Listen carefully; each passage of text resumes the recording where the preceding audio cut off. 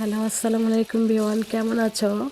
আশা করি সকলে আল্লাহর রহমতে অনেক অনেক ভালো আছো। আজকে তোমাদেরকে দারুণ দুর্দান্ত স্বাদের একটা রেসিপি শেয়ার করছি। চলো আমরা রেসিপিতে চলে যাই। তো নিয়েছি 3টি কুচি করে আলু, তার সাথে নিয়েছি 1 বাটি পেঁয়াজ কুচি, দিয়ে দিলাম কাঁচামরিচ কুচি, রসুন বাটা, আদা বাটা, লবণ, হলুদ গুঁড়ো, মরিচের গুঁড়ো, একটু গরম মশলার গুঁড়ো, দিয়েছি ম্যাজিক স্বাদের মশলা একটা, তার সাথে কর্নফ্লাওয়ার, দিয়েছি একটু বেসন। তো সবগুলো উপকরণ আমি হাত দিয়ে একটু মিশিয়ে নিচ্ছি ভালো করে। তো দেখো সবগুলো মেশানো হয়ে গেছে। তো মেশানোর কারণে কিন্তু অল্প দেখাচ্ছে, আর এই পেঁয়াজটা খুবই মুচমুচে হয়। তো আমি প্যান গরম করে কিন্তু এক এক করে পাকোড়াগুলো দিয়ে দিচ্ছি।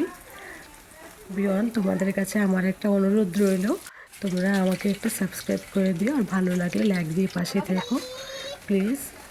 তো দেখো পেঁয়াজগুলো কিন্তু আমি অল্প আছে ভেজে নিচ্ছি, আর এই পেঁয়াজগুলো যদি তুমি কাউকে খেতে দাও একদমই বুঝতে পারবে না যে এটা আলুর তৈরি, বুঝতে পারবে যে সম্পূর্ণটাই পেঁয়াজ দিয়ে বানানো হয়েছে, আর খুবই মুচমুচে থাকে খেতে। ডালের পেঁয়াজও থেকে কিন্তু অনেক মজার হয় এই পেঁয়াজটা। তো বাসায় ট্রাই করে দেখো একবার, আমার কথা এবং কাজে মিল পাবা।